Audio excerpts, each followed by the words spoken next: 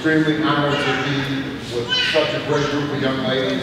One that potentially may be going to the Olympics, and one that may be coaching at the next level, and definitely working with our next athletes. This other young lady is spectacular, dealing with our young people, the ones that may be in special need. And I really want to talk about this young lady that is sitting back there. Morgan Stanton, will you please stand up?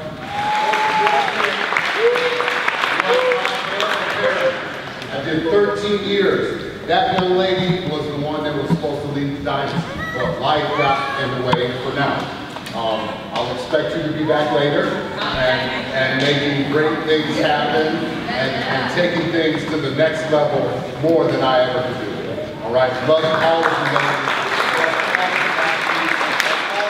So I just wanted to give like a little, just a little background about why I coach some of you guys. I was sitting in your seats a long time, not too long ago, but a while ago, and I wish I had the opportunity for an AAU team or something to get me ready for college.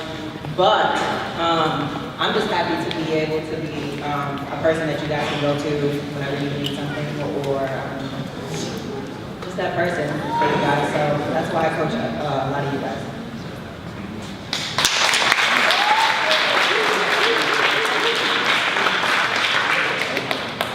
I can kind of piggyback off what Coach Kiki said, but my passion is to educate throughout the process of athletics. So I really want to work on the transitions from level to level. So to be able to work with all of your kids and all of the kids in here is huge, because I'm able to help you along the way. And I didn't start until junior in high school, so I wish I would have had that a little earlier as well. So thank you for your time.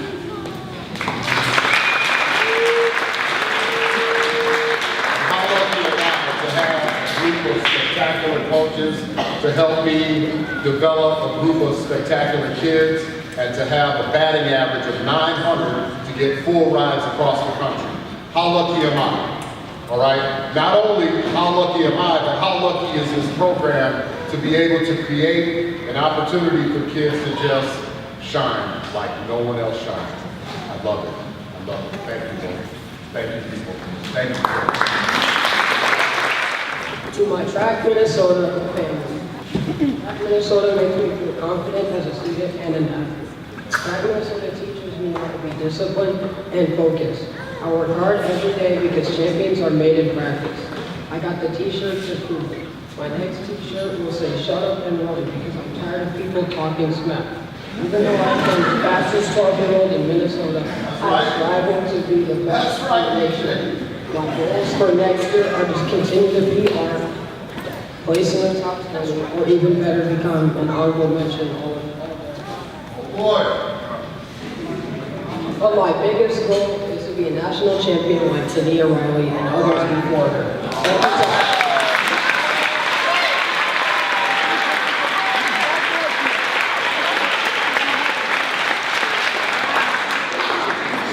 Thank you to all my coaches and teammates, and my mom and dad for making this all possible. The question was, why do I coach other people? Why do I coach other people's kids? Pretty much to give back. It was other people's parents like you all. It took me, my parents weren't able to go to track meet, so it was parents like you who helped out the community that actually took me with them and helped me become successful and find a successful path to track in my life. So just to have the opportunity to give back and get that opportunity to meet these kids and all of the wonderful athletes out here before us that's just something that I believe is a blessing. So, you know, that's why I give back to other people's kids. So as for the jump crew, you know, this is them. They've done an amazing job this season. It's just been great getting the opportunity to work with each and every one of them. You know, all the different personalities, all the different abilities.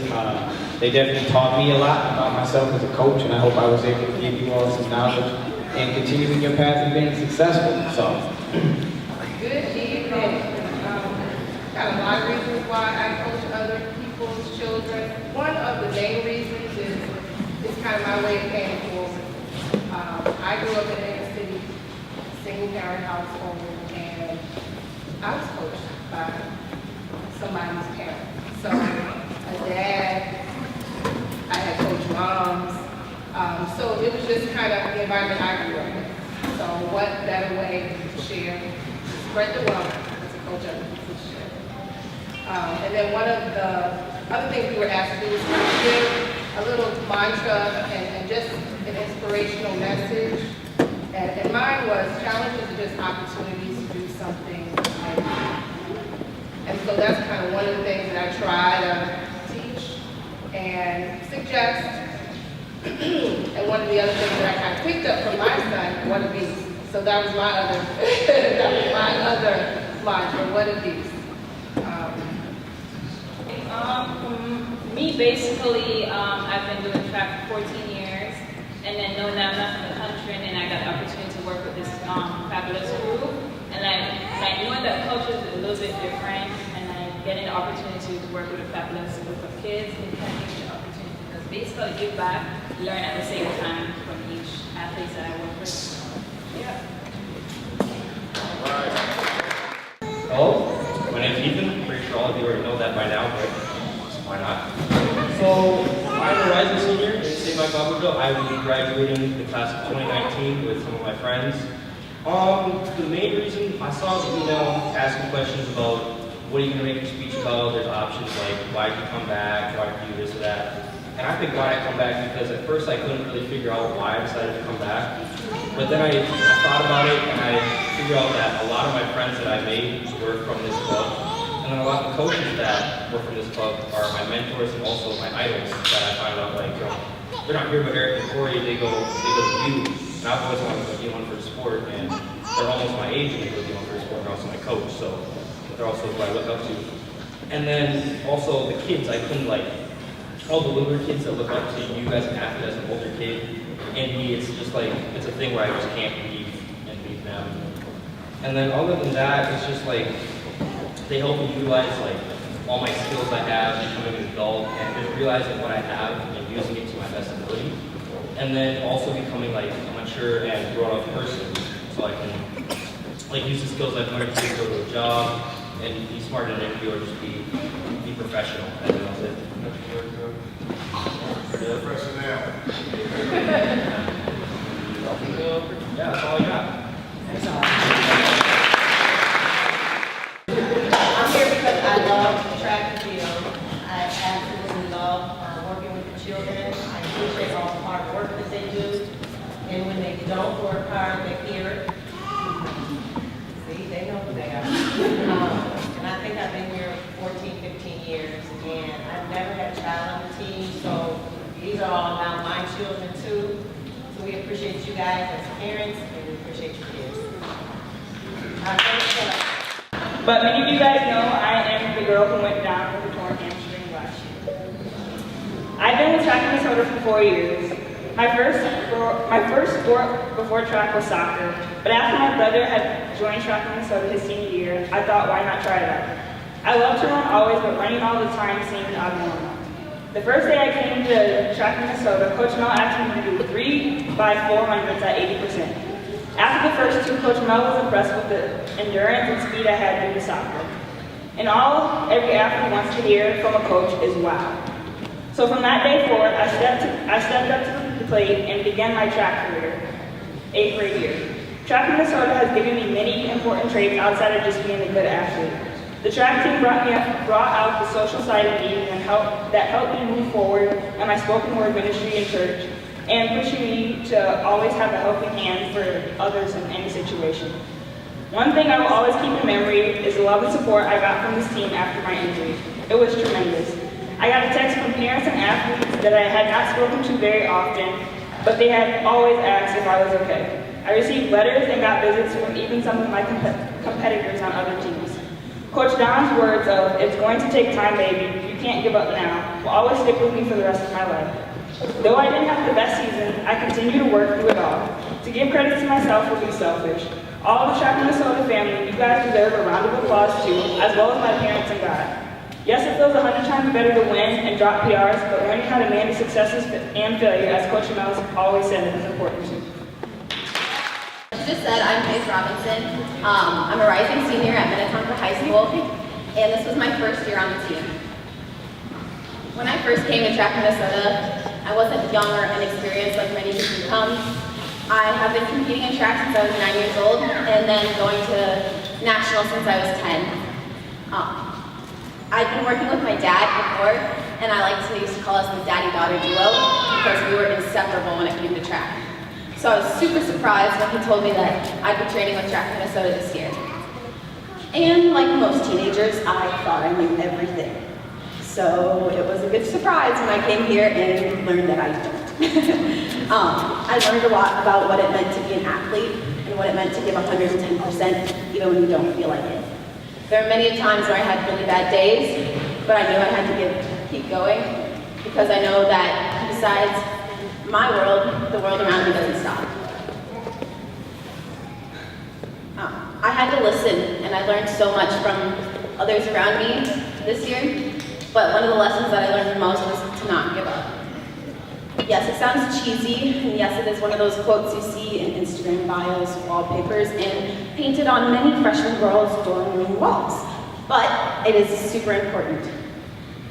Coach Don said to me one time after I was struggling to keep up with other girls on the track to not give up. It's like quitting a book halfway through. You're not letting yourself run the course, and then you can never finish and see where you end up. Not giving up in that moment was not backing down from the pain or the challenge. It's pushing even when you don't want to push or feel like you have anything left to give. I applied this to my season and calling it my motto per se. Though this season was not a failure, it did not turn out how I wanted to go. I did not accomplish many of the goals that I wanted to. So disappointing performances after the next, the season started to dwindle down and I found myself frustrated and wanting to quit the sport in general. It was at this time that Coach Don came up to me again and said, I can see that you're frustrated, but you need to keep going. Her words of encouragement, for some reason, ever so simple, were so powerful to me, because I know that this was a strong woman who I looked up to, who kept pushing through and accomplished many of the same goals that I want to. And so even though I'm still struggling and I didn't see the end of the season that I wanted to, I will keep applying myself and not give up and push through. Despite major doubts, I'm not quitting, and ultimately it'll lead to my success. So thank you. Why I coach other people's kids, if Faith Robinson's words and Lauren Samuel's words didn't resonate with you all, I don't know what else to say. I am blessed to be at an awesome program, better than any program, not just the state of Minnesota, but in the country. And I absolutely love it. And you guys know that I am passionate about the track and field, but all these kids know that I'm actually passionate about them. And so they touch me as, I think more, they give me more than I actually feel that I give them. I feel honored to hear these kids get up here and talk about what this program has meant to them, and knowing that we have been instrumental in developing lives and saving lives.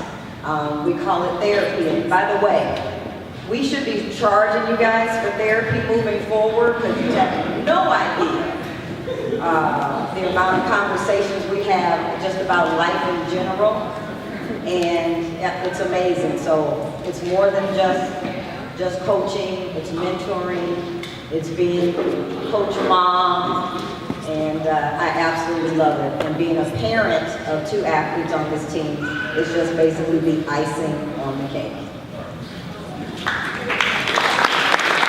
The question was, and I'll just speak to, why do I coach other people's kids? And I got some notes because I'm gonna stand, because I'll talk forever, and I think some of y'all know that. So 19 years later, I still love doing whatever it takes to provide our kids an opportunity to be great.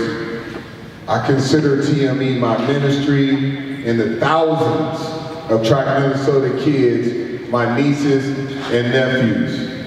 I still love it, Coach Mel. One thing that we wanted to talk about earlier is just talking about housekeeping is, let's look at the results. The 2018 team had 98 athletes, the most athletes we ever had. That says something about a program that is growing, because there's a lot of programs that's shrinking. We had 98 athletes, 65 girls, 35 boys. AEU National Junior Olympics, we had over 75 athletes qualify. We traveled 66 athletes to nationals, 22 became National All-American, 28 became honorable mention. We had one national champion.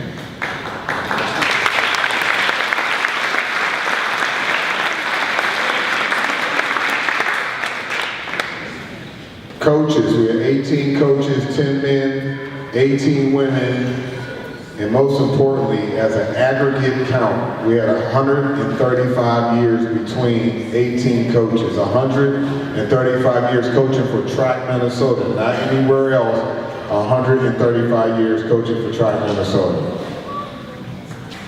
Regarding college, we mentioned it before, there's the names and the faces. That's where we expect all your kids to be over time. As they come through the pipeline, they're going to be on the wall. And that's just the goal. We're going to do our part, and they have to do their part, and the parents do their part, and we can send them to the prestigious schools like Texas and USC and Iowa. I don't care where you go to school and go become successful. And like I told the kids, become rich and famous, make sure you make the donation back. Some folks kind of forget. They go off be rich and famous, forgot where they started, how they got to college, or at least in part.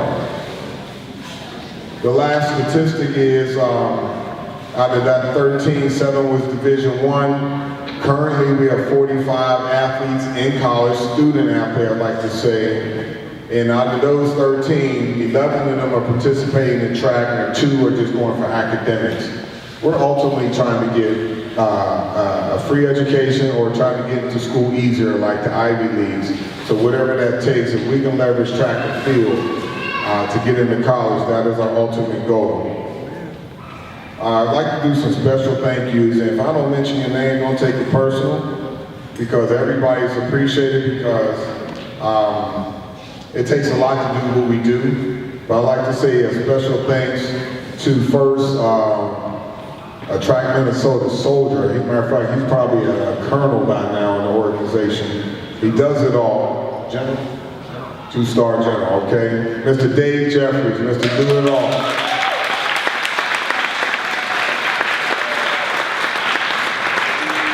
I also would like to thank Ms. K, who can sell you a piece of grass in the desert. Where's Ms. K at? She don't play, she's still at the gate charging, see? Ain't nobody else coming today. Come on in. She's still at the gate, charging.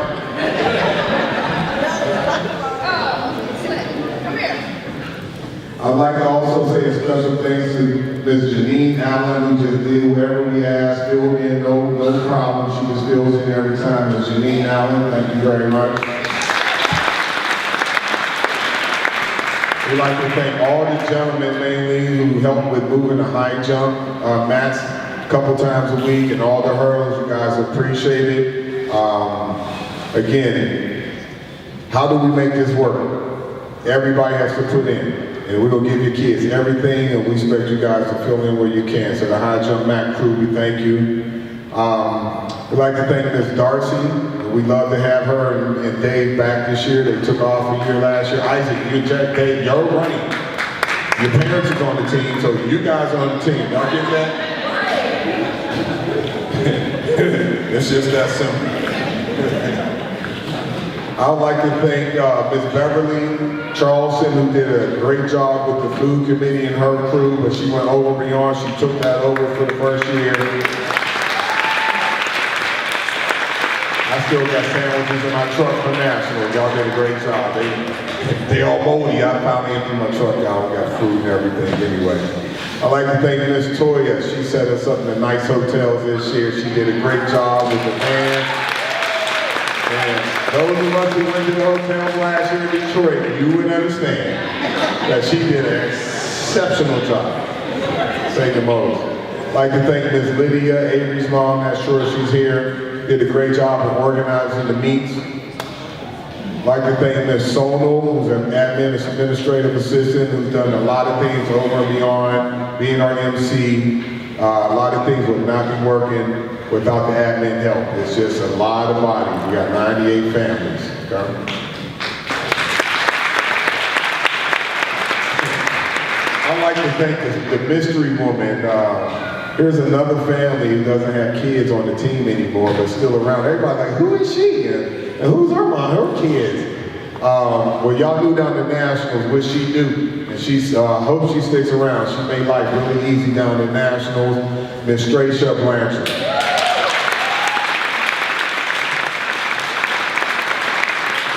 And last but not least, my beautiful wife. Come September 10th, we'll be married for 30 years. She put up with me for 30 years. My wife, this chef, Red Gator, the mama of the track team, Lisa Anna.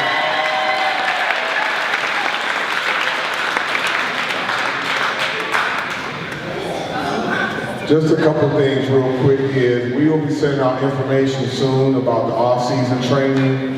And we're also going to be setting up our college recruiting workshops coming up real soon. So for all of our sophomores and juniors, it's time to start the process. And for some of us, time to continue the process. It's all about time. It's about time, jumps, and marks. You can be a great kid, but college coaches want to see time, jumps, marks, then are they a good kid. That's where it kind of starts. And some of us are really close to where we need to be, and some of us are there. It's going to make recruiting even easier. But we have at our tent, at the Nationals, there are at least 6, 7 colleges that were tracking us down throughout the time. Missouri and Iowa State and all those, because they know who we are, they know we got quality kids. They know if they come from Track Minnesota, they're a good kid, and they've been polished. They're not just a raw runner. So we'll be sending out information about both of those. And then I'm just talking to the parents real quick about the blueprint and being selfish. What I mean by that is you juniors, you sophomores, parents, if you're going to run track in college, some of us got to put the ball down and train our junior year so we can pop a time. And then our senior year, we can sit back and go back to playing ball, whatever. It takes a year of development really to get you where you, I know it's hard, but if you're really trying to go to college and you're trying to get it paid for, then as a junior, you need to maybe leave basketball over. Basketball, I'm talking about the blueprint. Basketball runs right in the track season. And you don't have time to get in shape, so we got to think about that. Then we got to also watch the captain move. We wouldn't let our kids become captains because you get caught up being a captain and you can't focus in on your development and you done did everything for the school and then all of a sudden you're behind the 8 ball where you want to be. I don't shun on being a high school captain, but beware because captains it's kind of a setup move to kind of take away from your own development. So just think of those things. So again, we'll be starting training in September. We got to plan that out, but it's really important if you're trying to, it's your junior year that you want to hit your college scholarship and get your time and get your scholarship. That's the goal. Not your senior year, wait until the last minute. On the back of them hoodies, can you show me the back of that hoodie, please? Can you show Ian, stand up and show us the back of that. Hey, we determined to succeed. If you ain't determined to succeed, you're in the wrong program. And we take that to heart. We don't put it on there for no reason. This is the goal. We charge all y'all to go to college, handle your academics, handle your social life, build on your confidence, and then be a leader.